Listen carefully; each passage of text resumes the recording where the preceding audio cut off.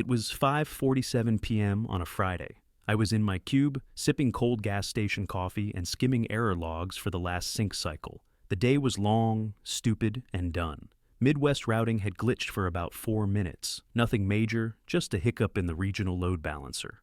I'd already patched it by the time Carter opened his mouth. He came stomping across the bullpen like he owned the place, tie half loosened like some kind of power move. "Fire someone," he barked. I didn't even look up at first. Figured he was talking to someone else. "I said fire someone," he repeated, this time with that lean-in tone guys like him use when they want you to know they're the alpha. That delay cost us 27 minutes in Kansas. Totally unacceptable. I stared at my screen. Issues fixed. It was a DNS timing loop. No packet loss, just delayed routing. He waved his hand. "I don't care what caused it. We can't have stalls. Kill the weak links."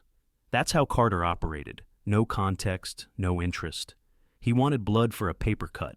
He'd been VP for 3 weeks and already fired 2 managers, merged 4 teams like it was some goddamn startup, and replaced our help desk with an AI bot that once flagged a DNS misfire as a personal crisis. Seriously. Those were the exact words it spit out.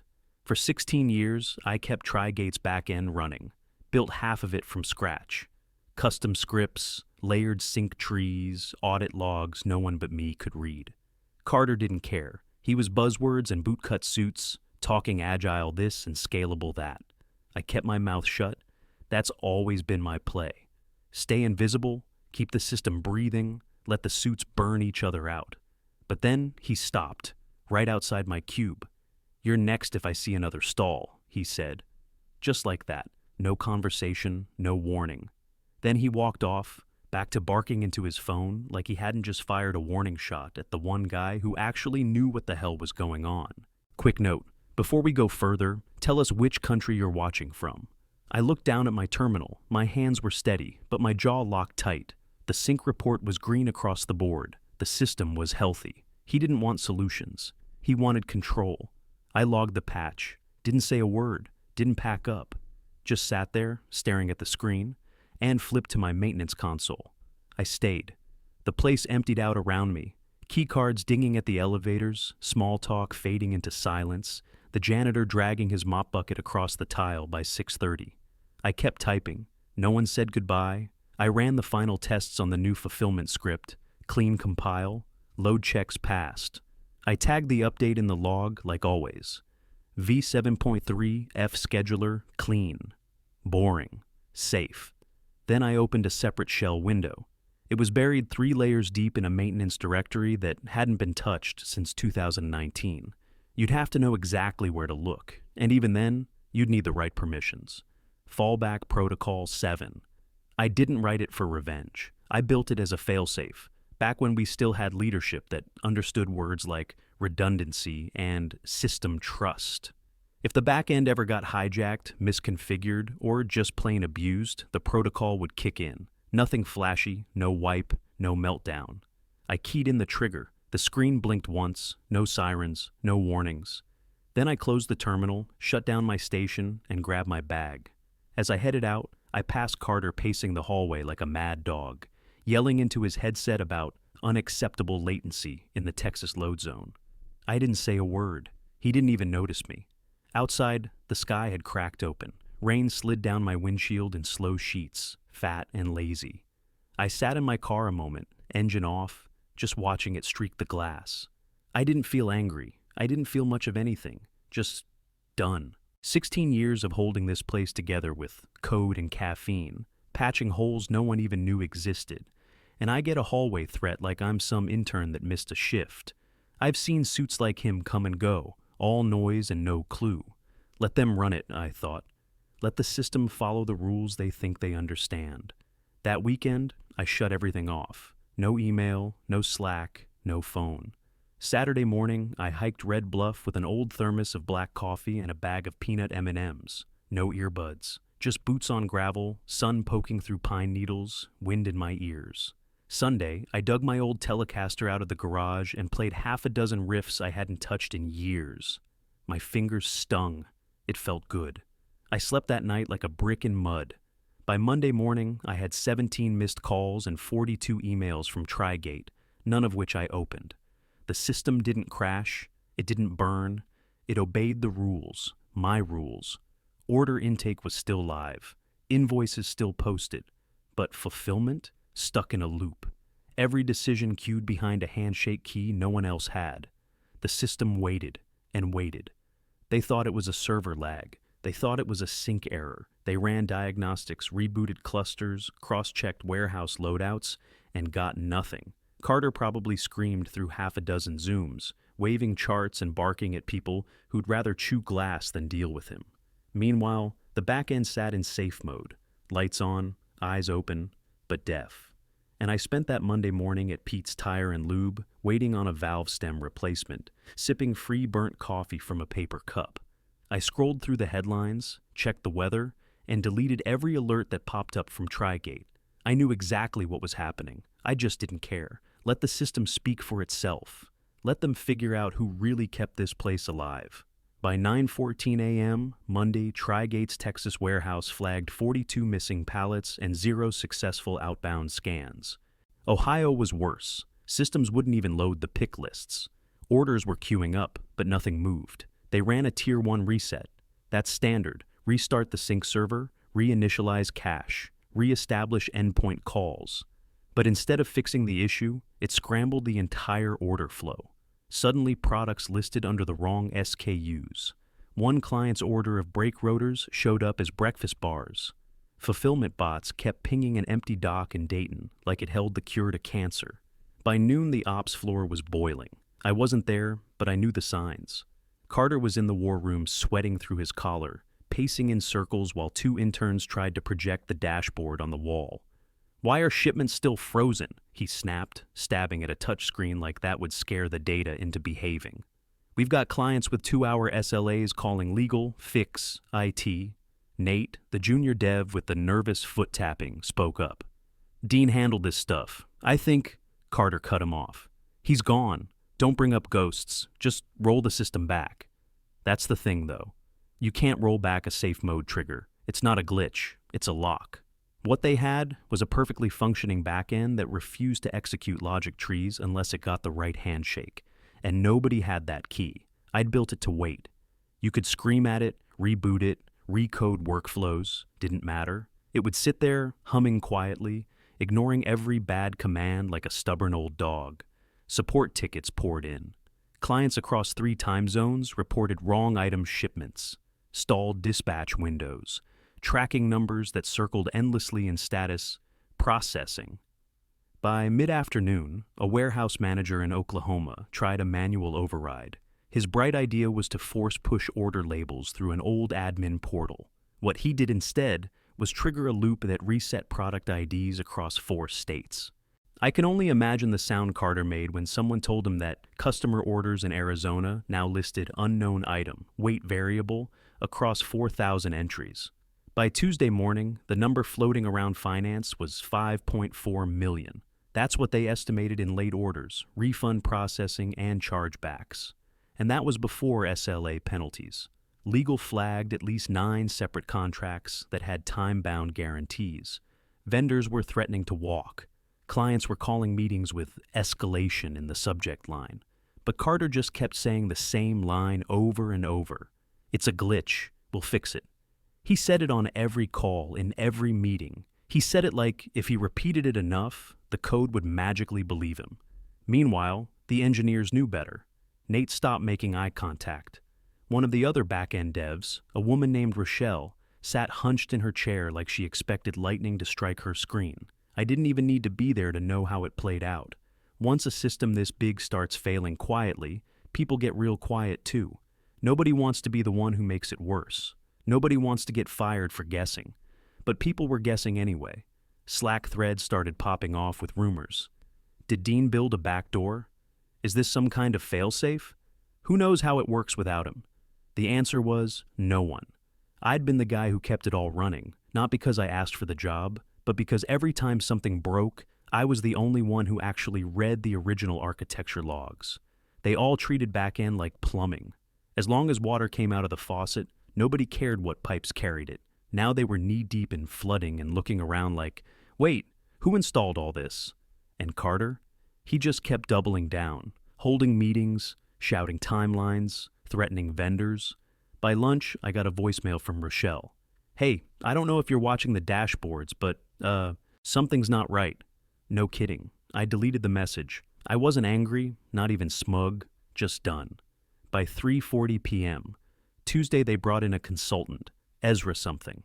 No last name listed in the welcome email, just Ezra System Integrity. He showed up in gray sneakers, a navy sport coat, and that annoying calm tech guys get when they know they're the smartest person in the room. Carter greeted him like he was Moses. We're dealing with a critical glitch, back-end's frozen. Ezra didn't shake hands, just asked, where's the last good comet? They pointed him to the back-end logs. The guy sat down at my old station like he'd been there for years, didn't talk, didn't ask questions, just tapped his laptop for about 30 minutes straight. No notes, no keyboard smash, just clean keystrokes and the occasional eyebrow raise. Eventually he leaned back in the chair and said, this isn't broken. Carter blinked. What do you mean not broken? Nothing's moving. Ezra motioned to the screen. That's because the system isn't listening. It's not down. It's not confused. It's ignoring you. Rochelle glanced up. Is that even possible? Ezra turned slightly like a professor mid-lecture. It's like a sealed vault. No alarms, no fire. Just a deadbolt waiting on the right key. Until then, you can scream all you want. Won't change a thing. Carter crossed his arms. So it's encrypted? Ezra shook his head. Worse, it's obedient, just not to you. That's when Nate, poor kid, said it again. Dean built most of this. Ezra didn't miss a beat. Then you better call him, otherwise you're screwed. Carter scoffed. We're not crawling back to him. Ezra didn't argue, just smiled, stood up, slid his laptop into a matte black sleeve. Suit yourself, he said. But unless you've got a miracle in your pocket, you better start learning to ship orders with Excel and a prayer. Then he walked out. No invoice, no follow-up. Just gone.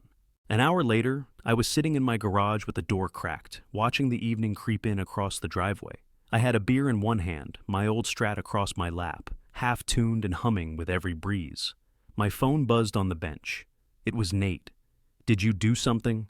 I stared at the message for a second. No emojis, no question mark. Just 6 words typed like he was afraid even the phone might rat him out. I tapped a single response. No follow-up, no explanation. Didn't need one. They could run around in circles for the rest of the week.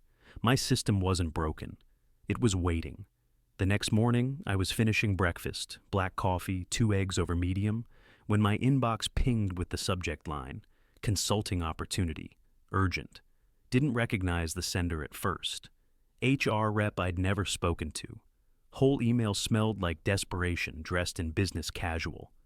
We'd love to retain you as a consultant for system stabilization. Your familiarity with the core architecture makes you uniquely qualified. Time sensitive. Please advise availability. They didn't mention Carter, didn't mention the word problem, just consultant. That's how you knew it wasn't written by anyone in engineering. Someone from legal probably drafted it between crisis calls. I didn't reply, didn't even finish reading it the first time. I just forwarded it to Melissa, my lawyer in Austin. Subject line, you handle it. She called me 20 minutes later, laughing. Triple pay, no NDA, full indemnity, remote only, and Carter's not allowed within 1 digital mile of you. Sound good? Make them agree in writing, I said. They already did, she said. Sent the signed docs 6 minutes after I asked. By noon, they wired the deposit, half up front, no questions. I still didn't log in. Let them sweat one more night. Next morning, Thursday, I rolled open the garage at 8:03 a.m., sun coming in soft, dust floating through the air like the whole place was holding its breath.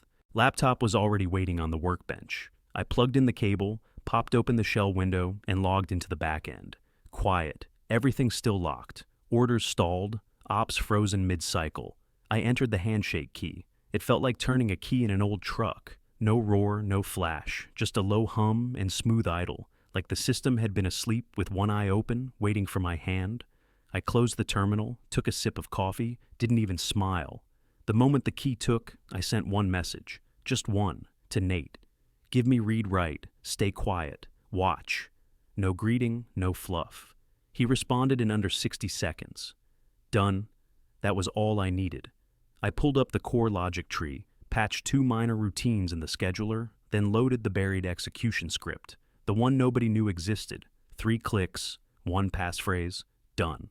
The system exhaled, no beeps, no alerts, just a shift. Like tension bleeding out of a locked jaw. The sync threads realigned.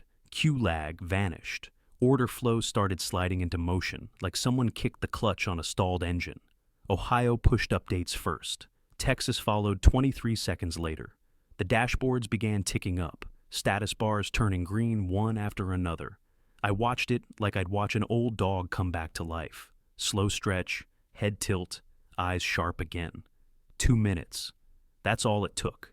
2 minutes, and everything Carter had been screaming about for 4 days fixed itself like it never happened. I didn't say a word. I just sent Nate one more message. Log everything. Don't explain anything. The Slack war room lit up like Christmas morning. People cheering, question marks flying, Carter demanding answers. He wanted to know who logged in, who restored access, who had touched the back end without clearance. Nate held the line. Carter stormed down to the engineering bullpen, still wearing yesterday's shirt. Put me on with him, now. Nate looked up from his keyboard, didn't even blink. He said no. Carter barked, he doesn't make the rules. Nate didn't flinch. He does now. I wasn't listening to any of this in real time, but Nate screenshotted the whole exchange and sent it to me later. 10 minutes after order flow stabilized, Ezra dropped his final Slack message into the ops thread. Elegantly built, stupidly broken, graciously restored. Then he logged off. No calls, no summary, no invoice. Just that. By noon, I'd relocked the back end under new access protocols and sent Nate one last instruction. Stand down, let them sweat. He sent back just 2 words. Thank you. I didn't reply. By Friday, Carter was gone. Not fired, just moved. The email said he'd be transitioning into a strategic partnership role. That's corporate for, we don't want to deal with your face anymore, but we're too scared you'll sue. His name didn't come up again. No statement from the board, no round of applause, just silence. Instead, they issued a quiet internal memo. Retain internal expertise. No more external efficiency consultants unless approved at board level. Translation: don't pull that stunt again. I got my payment confirmation around noon. Wire transfer from Trigate, $102,000. 10 hours of work, no meetings, no calls, just keys, code, and done. Melissa made sure it was airtight. She'd added a clause that barred them from framing it as collaboration. No press release, no public credit. That suited me fine. Later that night, I found a message from Nate sitting in my inbox, just a simple note. Thanks for letting me help, learned a lot. I didn't answer, not because I was bitter, not because he didn't deserve it. I just didn't need the thank you. I'd done what I came to do. Walk in, fix the mess, and walk out. Saturday morning, I was wiping down the gas tank on my '99 Kawasaki when another email came through. This one was from a company I hadn't thought about in years, Bristol Tech out of Seattle. They'd ghosted me 5 years ago. I'd applied for a senior back-end role back when I still believed resumes mattered. They never replied. Now they were offering a remote CTO position, 6-figure base, full autonomy, full-stack team. I read it twice, then closed the tab. Didn't say yes, didn't say no. Just smiled to myself and wiped a streak of grease off the clutch. Behind me, my laptop screen dimmed out. Trigate's last active session logged off. No speech, no flex, no lesson for the room. Just gravity doing its thing. And a locked system that made one thing clear. The guy you pushed out? He was the only one holding the damn thing together.